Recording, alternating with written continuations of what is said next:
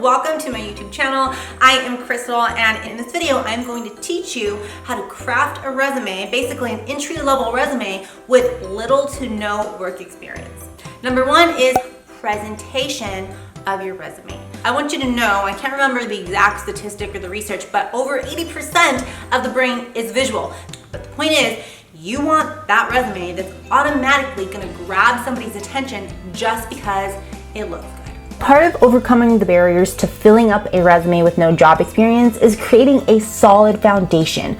By foundation, I am talking about the format of your resume. And more specifically, we're talking about utilizing your heading space, your margins, and filling that resume with rich, detailed content that is likely to emphasize your knowledge and experience. But notice I didn't say job experience, but just experience, as I will explain a bit later in this video. So here are two different resumes, one of which obtains all the components I just mentioned. Specifically, it uses a good amount of heading space, and we're doing this by layering the contact information. And if you'd like, you can also put your LinkedIn profile right at the bottom. And we're also not minimizing that font in the heading, and we're accompanying the heading space with shading, which helps give the illusion of fullness. Now, for our margin space, we're using 1 inch on the top, the bottom, and the sides. And for the font type, we're using Times New Roman, and for the size, it is just a 12-point font.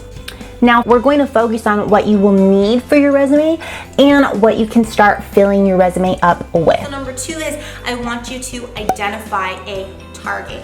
Now, if you watched this video here, I gave you some great ideas for places that you can apply to that are great for getting your first job. Let the information that I provided you give you ideas where you can branch out further, maybe Google some other places that are in your neighborhood and choose which one you would be most interested in. And the reason why, because on an entry-level resume, I think that putting an objective is okay because it gives you a chance to utilize more space in a professional manner.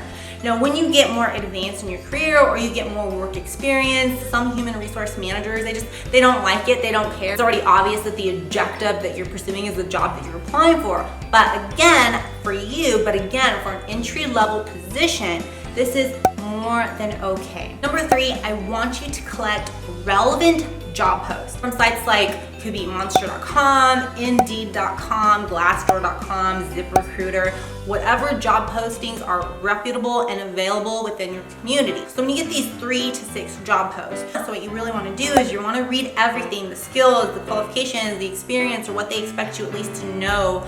You want to highlight key terms, their trigger words, right, that you can pull out of that and insert on your resume so that when they see your resume, it already looks like you know your shiz, like you're the one they want to give the position to. Okay, so now you might be saying, well, Crystal, I went to Indeed.com, I went to ZipRecruiter, I pulled out the job post, but still, like, why am I going to use those keywords that I never experienced or that I was never physically hired to do? And this is a great question because if you have not physically been hired to, let's just say, be a daycare attendant, you're still using those job descriptions. You're still using those job resources as a tool. Just because you've never been a daycare attendant doesn't mean that you can't get by with still getting that experience, which I will elaborate on a little bit more in the next tip. So stay with me.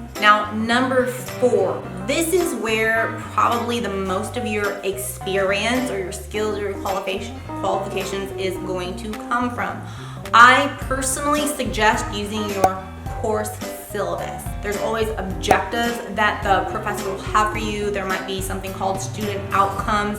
These are the things that you are required to leave that course with. These are the things that after taking that course, you should know or you should have experienced.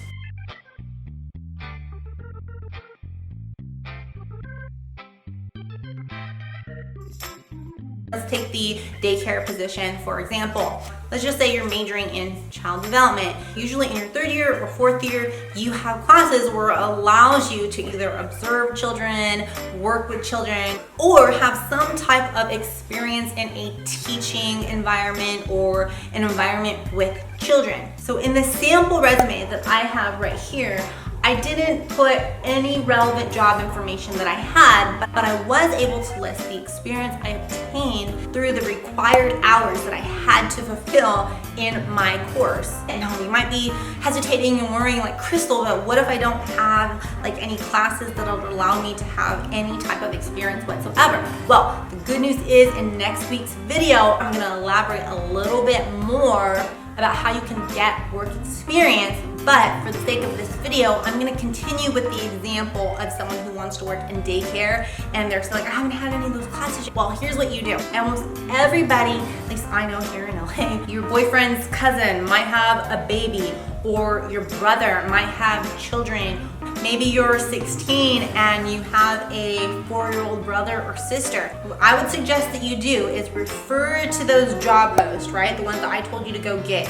Go back and look and see what the skills and qualifications are, and approach that person that you know, the one who has a kid, if it's not your own sibling, and be like, let me babysit. Let me take little Julie off your hands for you for the night. Go on a date night. I will completely babysit her for every Friday of the month, or whatever you can negotiate with them so that you get that experience. And ask them, like, free of charge. Like, I just want to be able to have the responsibility of your child so that I can just get the work experience, because I'm really looking to apply at a gym daycare. The asking part is as easy as that. The goal is hopefully you have someone to be like, you know what, that's a good idea. I would love that. Or if they don't fully trust you, or they're a little sketchy about you watching their child because maybe they're new parents, or maybe they're just worried in general, then you could throw in, you know what, and if you, or I'll even watch little Julie while you're home, like, and then you can give me feedback. Either way, you're getting that experience